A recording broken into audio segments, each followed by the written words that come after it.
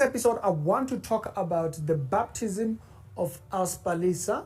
She recently got baptized at her church and so forth, and so she was dipped. They dipped her. And so you'll remember last year videos that were trending of Actress Palesa when she came out from the direction of traditional practices of worship and all that kind of jazz. She was going the direction of what we call as intwaso and all those things, or okutwasa and whatnot. And so, and I want to tag along this particular subject, the subject of Russell Brand coming to the Catholic faith and actually finally getting baptized. Now, Russell, popular actor as well, Hollywood na whole jazz, but he has been on the new age direction for a very long time. He's been a skeptic for a very long time. And so recently he spoke about his interest to go to a church and stuff. And before you know it, he was talking about being baptized. And it looks like he did so at the Catholic Church. But also, even Candace Owens also thinking. And some comedians and some actors and what. And so there's a lot of people that are now having the subject of faith in their communication. So I want to talk about what is it that baptism actually represents within the line of what Christians actually teach. And I thought that would be an interesting subject. This is the new WhatsApp number, so you can save that number on your devices. When I post a video or something, I'll give an alert over there. So save the number while you are watching this. Copy the number as you see it, type it, copy it, and then go and paste it in your dial. WhatsApp me after saving the number. For everybody that had my number before, WhatsApp this number. If you do know Candace Owens, you'll know that Candace Owens' husband is Catholic. And so she had her husband kind of have a discussion, debate discussion about their positions of beliefs. Now, when you listen to it, you can see what influenced Candace to becoming a Catholic. Now, she made a tweet about it. She said, going back home and the whole nine jazz, kind of like highlighting that this is what she perceived, the idea of the first church. And it's very important we remember whom we have relationship with. And I think if we know who we have relationship with, it gives us that particular direct line without doubt. If I kind of piggyback into the whole subject of having to look at what doctrines do Catholics believe and what doctrines Christians believe, what do they believe about God and what do they believe about the Bible? What do they believe about individuals that you see in the Bible? What do they believe about the afterlife? What do they believe about the communion? And then you go back and piggyback that on the Bible. That would actually kind of give you a framing for saying, I don't want to go to these modern churches, but neither am I just looking for something that's old.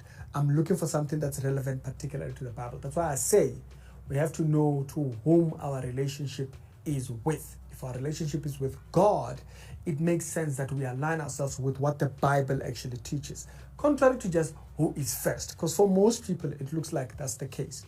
Now, for a lot of Hollywood people, it looks like that's the agenda. So I'm kind of taking all these people coming to some level of being within the vicinity of having a conversation about the Bible, because they are a little bit more closer to it than those that are not even considering having the conversation.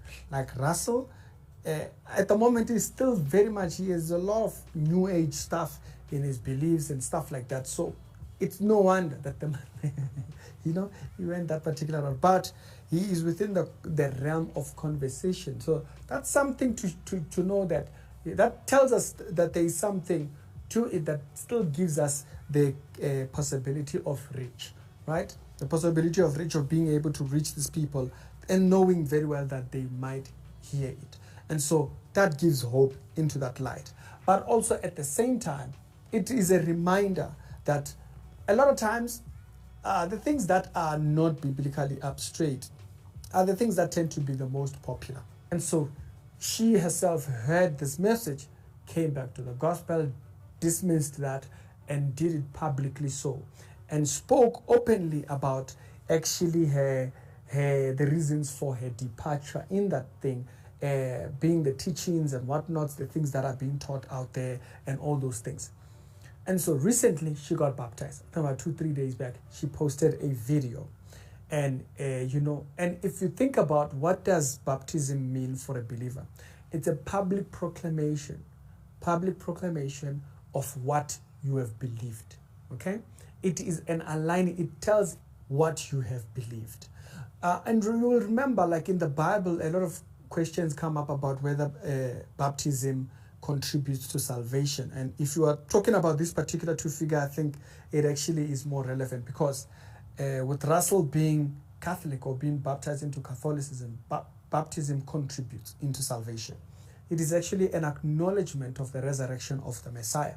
And so that's what it's announcing, is that when they were being baptized in the New Testament, in the book of Acts particularly, there was that you were showing to whom you were in allegiance to. This is where you see the importance of emphasizing on what doctrine, what church believes. Baptism is a work, okay? It is a disciple step. It's not contributing. Otherwise, you go back into the into subjects like the thief on the cross. Why didn't he get baptized? But yet Jesus says, this day you will be with me in paradise. It's because we are aligning with whom we have believed.